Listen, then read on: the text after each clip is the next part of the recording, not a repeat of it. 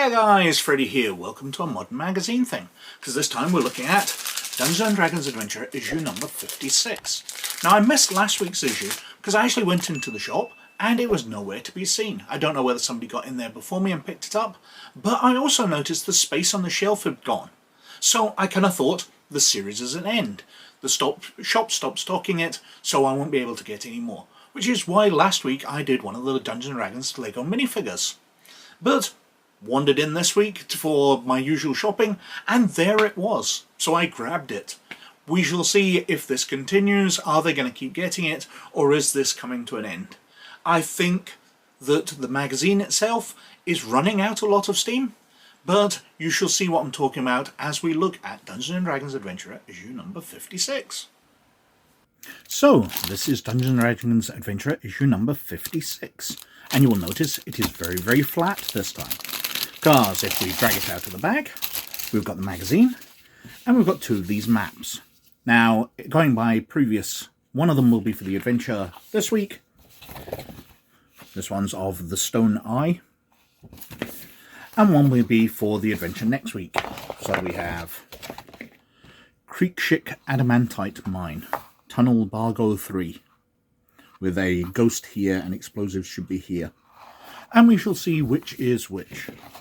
Now, I've been told in the comments of a previous video that these maps were actually a replacement for dice. People who read the magazine complained that there were way too many dice, which I think we've all seen. So they decided to take the dice out and put these maps in instead. But these maps are pretty useless. They're just repeated copies of what's in, and they contain information mainly for the Games Master. So, why the Games Master needs a duplicate map, I have no idea. It's really not a great idea. They would have been far better to actually make usable maps of generic things for players to use, or for Games Masters to use. But, I've also been asked what scale these are at. Asking if you could use coins, perhaps. Even if a miniature doesn't fit, perhaps you could use a coin or a small dice. You know, after all, you have no idea what size my hands are. I could be an absolute giant.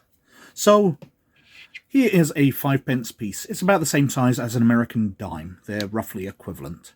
And you can see it fits on and it basically fills up 4 squares. There's no way you could use that. A 1p piece, which is about the same size as an American 1 cent. It is larger, mainly taking up 4, just overlapping a bit. And I've got a 10p piece, which is about the same size as an American quarter, and that snugly takes up 9 spaces, 9 boxes. It is way too large to use. So, the maps are not a useful scale whatsoever. Anyway, onto the magazine.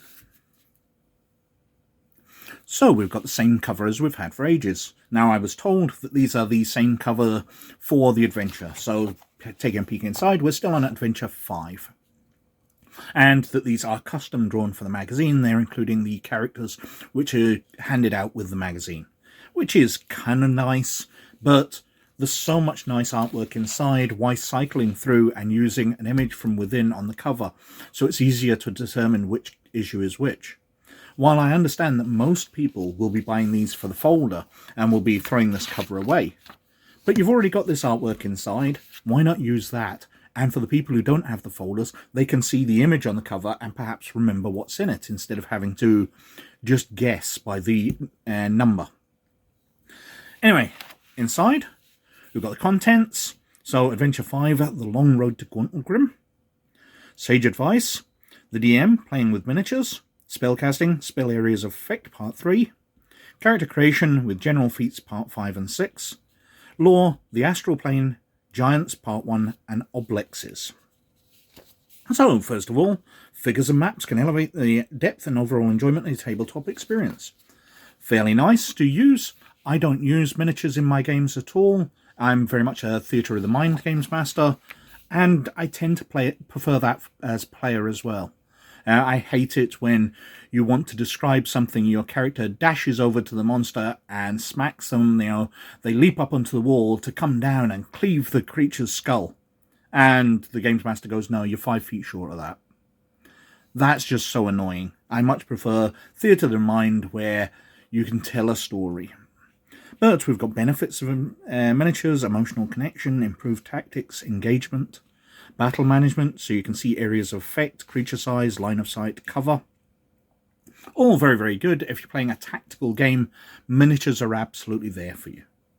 And leading on from that, we've got spell areas of effect. Working out who gets hit by a spell is easy as placing tokens or a template on the map. So it shows, cones. You can use dice to measure it out and see what areas you affect. Again, for tactical play, that is fantastic. So, rather weirdly, even though the sage advice is on the DM and then spellcasting, these are very much connected, and I do appreciate that. So we've got general feats, unlocking latent power.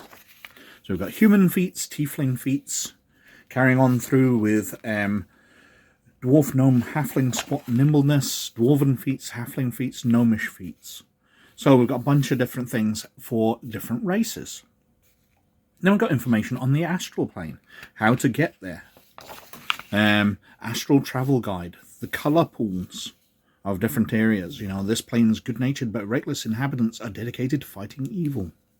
So the different planes of existence. And then we've got giants.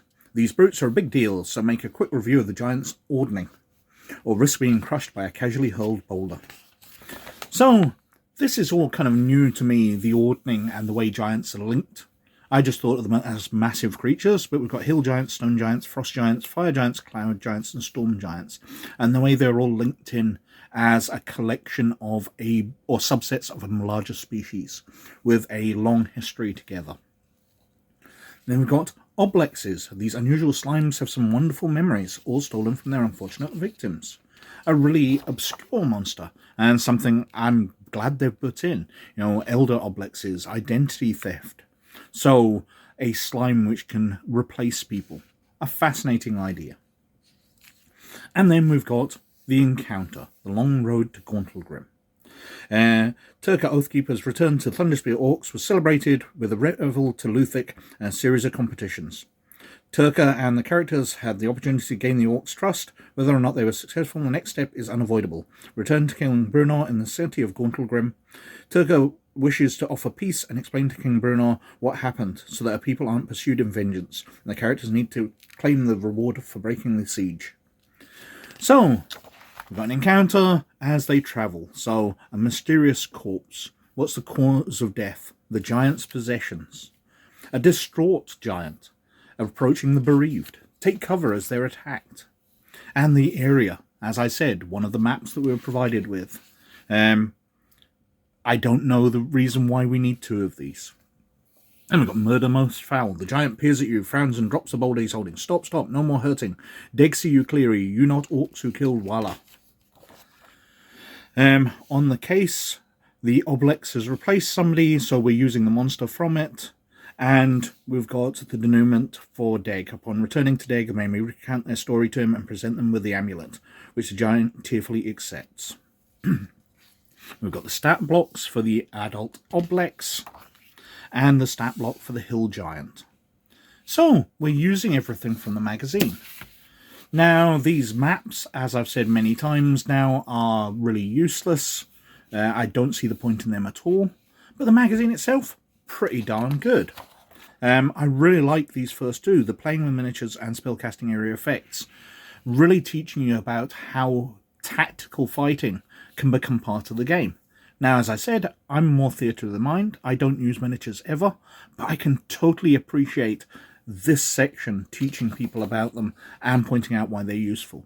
General feats are absolutely fine. I don't mind those at all, but do appreciate them being racial ones to show some differentiation between the smaller races, dwarves, halflings, gnomes, and humans. The astral plane, fantastic introducing them.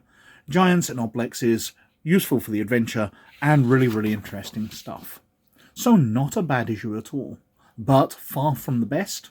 And these maps I'm really quite getting sick of, as well as endless dice. I'm never happy, am I?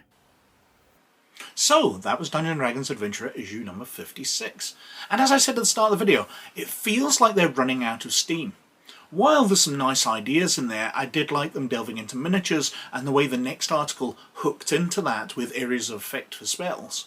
Really nice idea, and a really good way of getting new players into tactical combat.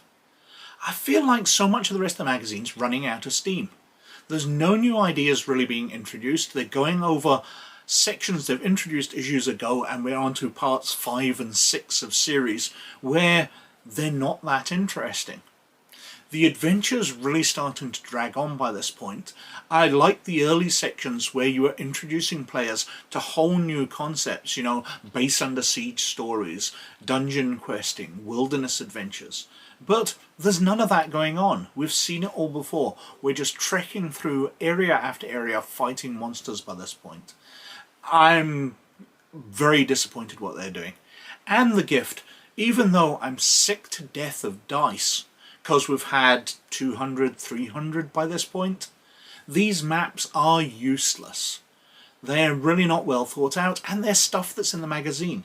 If you're going to print something out, you've shown us that you can have beast layers and more useful maps. You can give us maps of generic places which dungeon masters could use.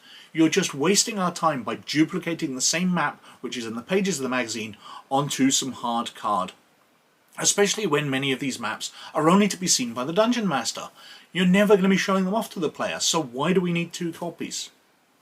Anyway, I think I've been wittering on for quite long enough as usual, so thank you very much for watching. As always, most of all, you look after yourselves, and I'll catch you later. Bye now.